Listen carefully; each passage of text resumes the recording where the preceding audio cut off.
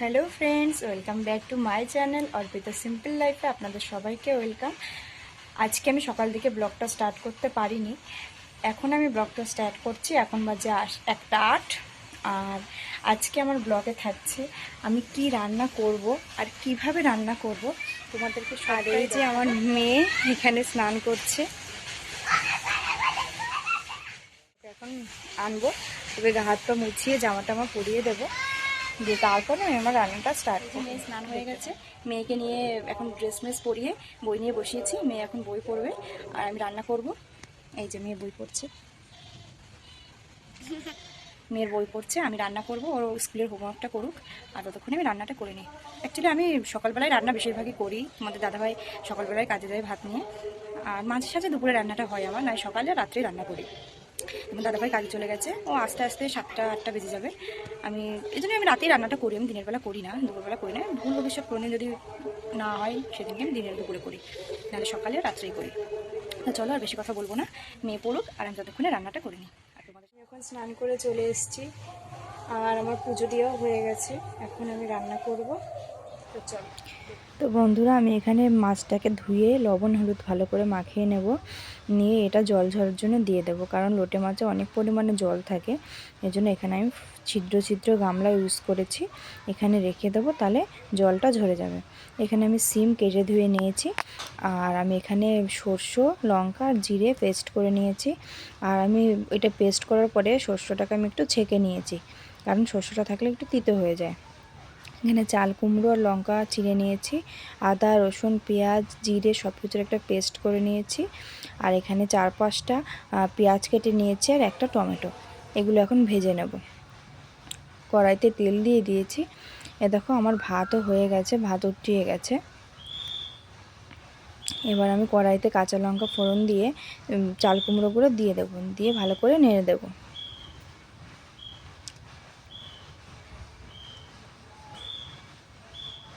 এবার আমার লবণটা দেওয়া হয়ে গেছে। এবার আমি সামান্য একটু হলুদ, আমার যেটুকু পরিমাণ মতন হলুদ আমি দিয়ে দিলাম। দেখো আমার এদিকে আমার ভাতও হয়ে গেছে, এখন আমি ভাতটা উপর দেবো। এটা একটু ভালো করে নেড়ে দিই।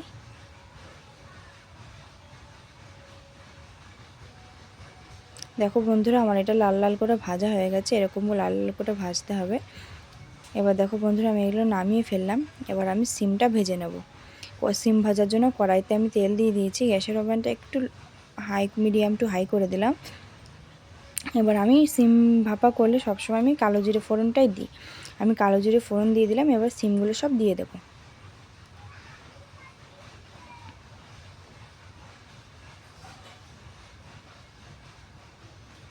এর মধ্যে আমি সামান্য পরিমাণে হলুদ আর একটু লবণ অ্যাড করব। আর লবণটা আমি একটু এখানে আরেক চামচ দেব, কারণ আমি শস্য বাটার সময় লবণ দিয়ে আজকে দিতে মনে ছিল না, এর জন্য এখানে একটু 1 চামচ লবণ বেশি দিলাম। তোমরা তোমাদের পরিমাণ মতন বুঝে লবণটা দেবে। এবার আমি লোটে মাছটা করার জন্য এখানে তেল নিয়ে নেব। আর লোটে মাছের জন্য তেলটা একটু বেশি লাগবে, কারণ পেঁয়াজটা অনেকটা পরিমাণে ভাজতে গেলে তেলটা একটু বেশি লাগে। তেলটা গরম হয়ে গেছে, আমি পেঁয়াজগুলো দিয়ে দেবো এক এক করে। দিয়ে পেঁয়াজের যে একটু দানা দানা থেকে যায়, অনেক সময় আছে গায়ে লেগে থাকে, সেগুলো একটু ভালো করে ছাড়িয়ে নিতে হবে, তাহলে পেঁয়াজটা ভাজাটা ভালো হয়।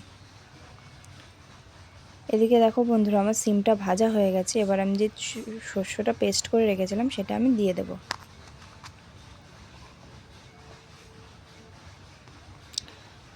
দিয়ে ভালো করে নেড়েচেড়ে নেব। এখানে আমার মনে হচ্ছে একটু ফ্যাকাশে ফ্যাকাশে লাগছে, জন্য সামান্য আমি একটু হলুদ দেব। তোমাদের প্রয়োজন মতন তোমরা ইউজ করবে।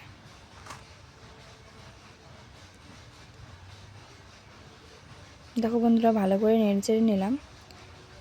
এবার আমি পেঁয়াজটা দেখো লাল লাল করে ভাজা হয়ে গেছে। এবার আমি যে পেঁয়াজ রসুনে আদা মাদা দিয়ে যে পেস্টটা করে রেখেছিলাম, সে পেস্টটা দিয়ে ভালো করে নেড়েচেড়ে নেব। আর একটা পাকা টমেটো আমি কেটে রেখেছিলাম, সেটা আমি এখন দিয়ে দেব। এবার এটা দিয়ে ভালো করে মশলাটাকে কষিয়ে নিতে হবে, যতক্ষণ না মশলা দিয়ে তেল ছাড়ছে। এবার আমি এই পর্যায়ে আমি এখানে হলুদ আর লবণ অ্যাড করে দেব।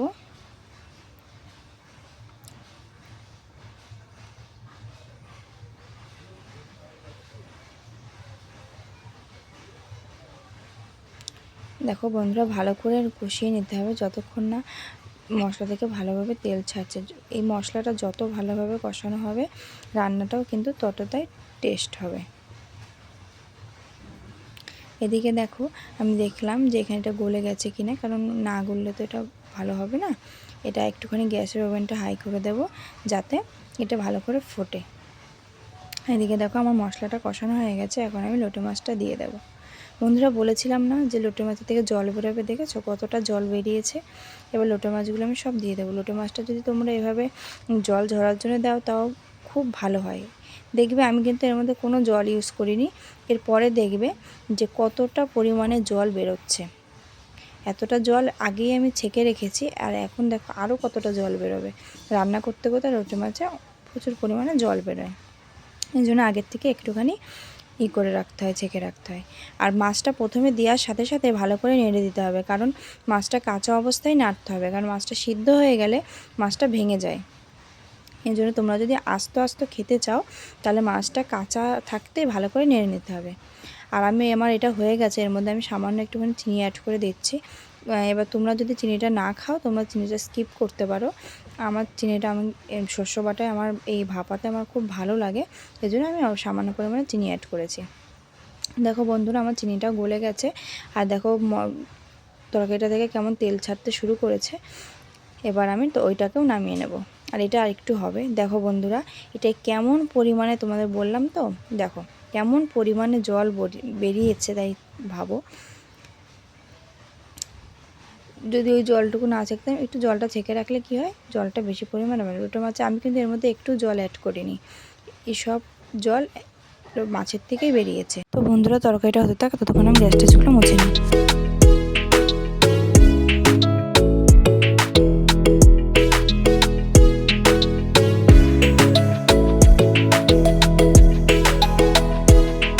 তো বন্ধুরা আমি তরকারি নামিয়ে নিয়েছি। এটা লোটে মাছ, আর ওটা হচ্ছে সিম ভাপা করেছি, আর ওটা হচ্ছে চাল কুমড়ো ভাজা। ভাতও হয়ে গেছে আমার, সব পরিষ্কারও হয়ে গেছে। তো চলো আমার সব কিছু রান্না কমপ্লিট হয়ে গেছে। খাওয়া দাওয়ার পর তোমাদের সাথে কথা বলছি। বন্ধুরা একবারে খাওয়া দাওয়ার পর তোমাদের সামনে আসি। খাওয়া দাওয়ার পরে একটু শুয়েছিলাম, আর এখন বাজে 4:56। এখন একটুখানি কাজবাজগুলো আছে, ঘরটা একটু গুছিয়ে নেবো, ঘরটা একটু ঝাড় দিয়ে নেবো, তারপরে আবার সন্ধ্যা লেগে যাবে। সন্ধ্যার সময় একটু আমার দুটো নাইটি আছে, সেলাই করতে যাবো। তো দেখতে থাকুন।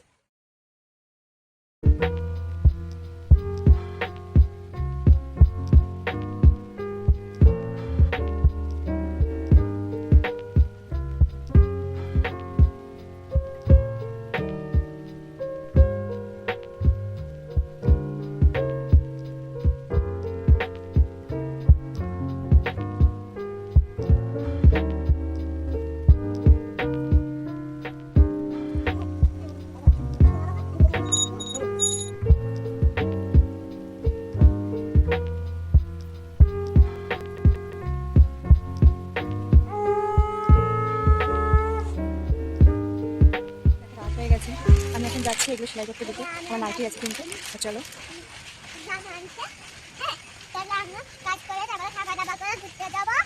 কোথায় ঘুরতে যাবে? আমি এখন মেলায় ঘুরতে যাবে, কালকে গেছিলাম, আমার বাবা বলছে কাজ করে যাবে মেলায় ঘুরতে।